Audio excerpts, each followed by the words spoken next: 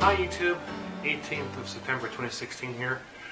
And if you are a school administrator or someone who works with kids, you'll want to pay attention to this video. I'm going to share with you an experience that happened to me when I was 14 years old. That kind of clued me in on just how exactly, if you're trying to put together a anti-bullying program, how to go about making it successful. And so, of course, as by the title of this video, you know that I am on the spectrum, and growing up as a kid, I had to endure a fair share of harassment and bullying from other kids. Now, I was fairly fortunate in that I didn't get the worst of it, because the kids that I went to school with, they could see that I was, kind of goofy, so I kind of got a little bit of a pass.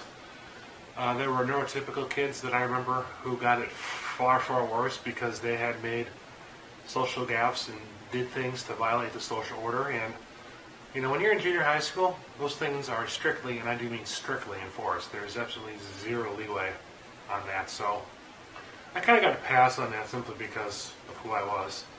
But nonetheless, I did spend a lot of time having to avoid people and coming up with plans to avoid people, and sometimes being successful, sometimes not being successful.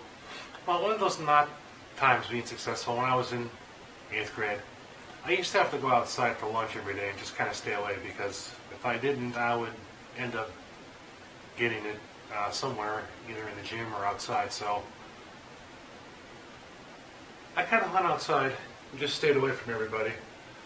Well, one day I ran into a group of 3 people whom I all knew, and it was 3 of them, 2 and the leader. And they decided on a whim that they were going to grab me and they were going to stuff me into a garbage can. And this would not have been a fun experience.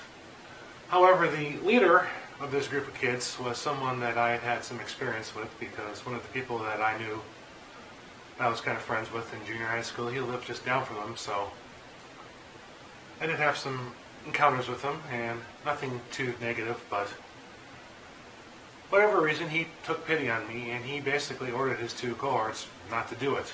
And they didn't. Well, that event kind of sat in the back of my mind for a long time.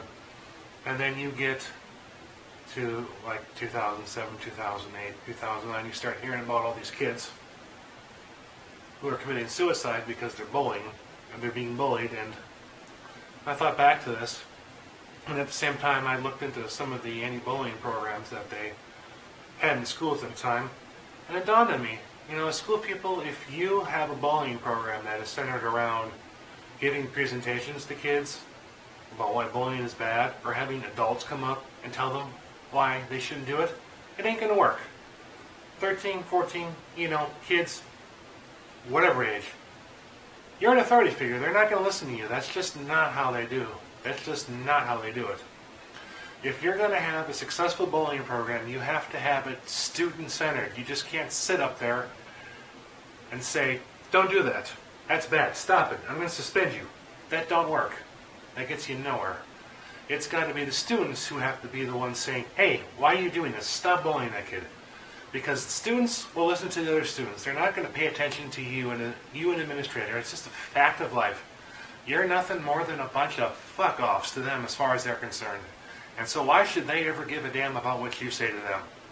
That's just the harsh reality of what it's like, being 12, 13, 14 years old.